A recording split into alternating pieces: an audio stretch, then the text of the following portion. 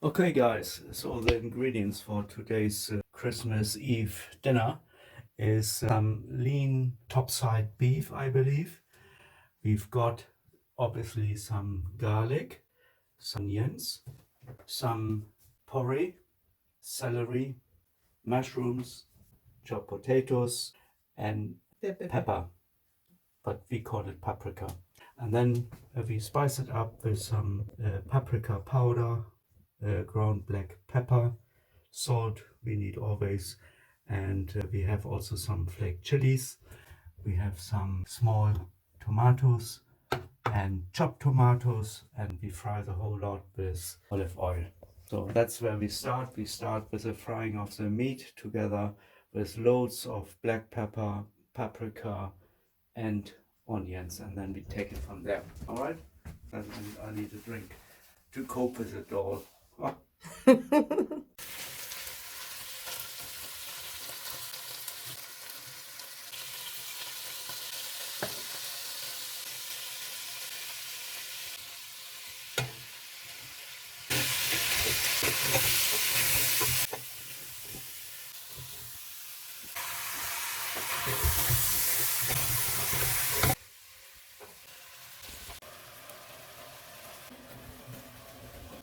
The meat is closed from outside. The onions and all spices will give it an initial flavor. What I'm doing now is I will add liquid for the start. Add some further ingredients. Oops. Decorated the wall. Integrating into my sauce. So what are those things you added now? Garlic. Garlic. Oh, plenty. I think I cut up 4 garlic cloves. So I'm not afraid of adding a lot of garlic because I'm always in favor of adding or tasting the garlic. Whether people don't like it or not, and my breath the next day, but who cares? I mean, that's what it is. All the ingredients I wanted to add. A bit of limited space. So why do you have to boil the water that you're using to cook? It's getting all the ingredients mixed up, and then I'm adding all the other stuff bit by bit. The potatoes first, because they take the longest first. No, it has to simmer, it has to boil up a bit, and then I just add bit by bit. And in the end of the day, we just cover it up on a very slow temperature. We let it simmer for a long time. Okay. I check the meat occasionally. I like it to be almost falling apart, not too tough. By that time, all the flavors of the various vegetables, they go into the nice flavor sauce. And because there are potatoes in there and so on, we don't use any more to eat it for like rice or extra potatoes.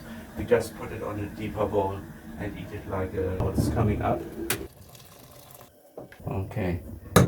Add all the potatoes chopped up. Potatoes normally they take 10 minutes to boil, but here in this case they're just part of it and they fall also a little bit apart, making the sauce a little bit thicker at the end of the day. And I think these spices spicy enough. Well, I'll wait till all the stuff is gone in. All these ingredients. Very colorful. In the moment, all the mushrooms are swimming at the top because they're the lightest one. So they will disappear later on because they soak up also water and mingle up with the rest of it. A little bit. Add some cherry tomatoes. So these are different from the first one you added? Yes. These are cherry tomatoes. The first one, they're chopped tomatoes. Okay. I don't know how many days we have to eat on. You know I like this so much. So Yeah, I love it also. It's what I would call a Eintopf, a stew, goulash Eintopf, I would say, on my own recipe. Every time it's a bit different depending on how many ingredients of what sort of vegetables are put in there. But in principle, that's similar every time. I'll check it a bit. Getting there. Okay. The main thing is it has to start simmering. This is nice. It's all the mushrooms are floating. Floating They're on. floating on the top. Okay. They're actually fresh ones. I Yes. don't use the ones from the tin. Yeah. I use fresh ones, and the bigger ones are cut up into quarters or whatever. Okay. So yeah, should be fine. So there's about 1 kilo of beef in there. I had, I think, 3 large red onions, 4 garlic cloves, and then 2 paprika, a yellow one and a red one, chopped into squares. And so I always get the core out and all the seeds and so on, and then I add it on.